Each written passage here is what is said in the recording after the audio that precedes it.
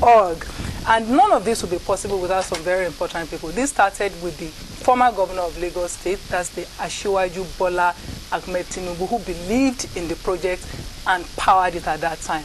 Since then, our new governor, Governor Babatunde Raji Fashola, has followed in that tradition. And so today we have amazing stories. I'm going to start with the amazing stories because when the children walked in, even myself was shocked.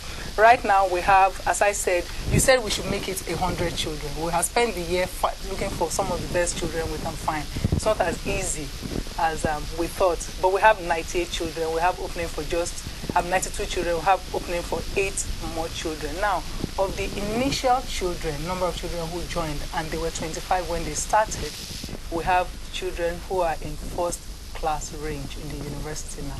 They started with us as primary school students and they are in the university range. What I'm going to do is show you the progress reports on some of our most outstanding Change a Life scholars.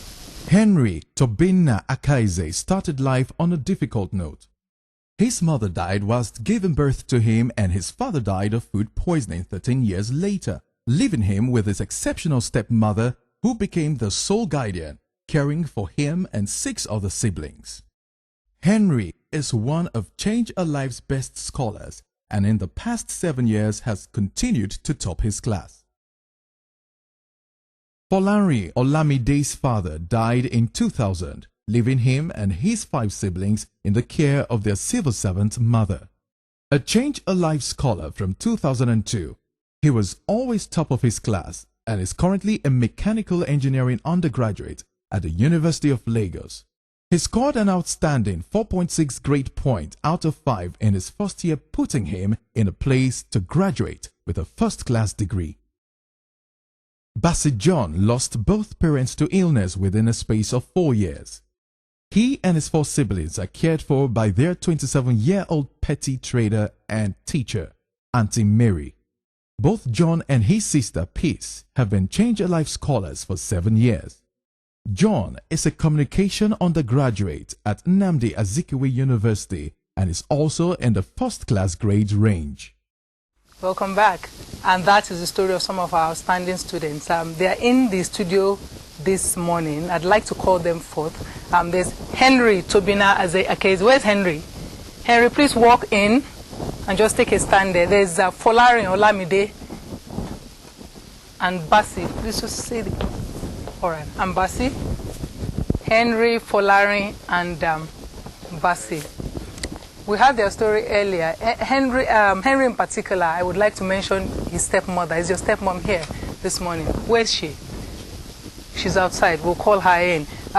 His father died. His mother died giving birth to him. Then his father died 13 years later. His stepmother, who had lost her husband at this case, did not abandon him and started to take care of him. Henry is always top of his class, never second. Top of his class, Henry is.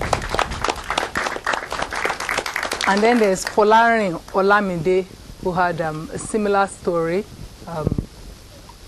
being taken care of by one parent. He's currently engineering student at the University of Lagos and is already in the 4.6 grade points range. He's gone in for a first class. And finally, there's Bassey John, whose both parents have passed on.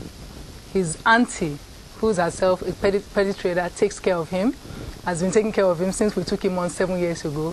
He's also a mass communication student at the Nnamdi Azikiwe University and is in first class range. Boys, I want my first class. I want my first class. That's a promise. What we thought that we would do is, as a token to present to them something. We thought about what will the boys like, what will boys find special. I don't know what that is, but we're going to find out soon enough. What I want to talk about briefly whilst they're here is to go to the governor and say, for projects like this, and this isn't, you as the governor of Lagos State have taken this state on almost at like the baby level too. Some kind of development had been done by the previous administration, you took it on. And I don't think that any fair-minded person would say anything other than that you have done an amazing job. When you start a project, can you tell where it is going? And why, if you can't tell, does one need to plug at something, such as we did with the young children when they joined us 7 years ago? I think it's it's probably just instinct. You might call it visioning. Sometimes it's just the human urge to make a difference, and you don't see it all the way. Excuse me, but you can envision how it would look like, and that's probably the basis for those catchphrases that if your mind can think it, your hands can do it. Right. So what did your mind think when you got the Lagos assignment, for example? So many things. There was fare, which was healthy. I think some butterflies in your stomach are always good when you're embarking on a new undertaking, when you're coming into your studio. And I think that helps to keep you on your toes. But it was a huge project. It remains a very huge project.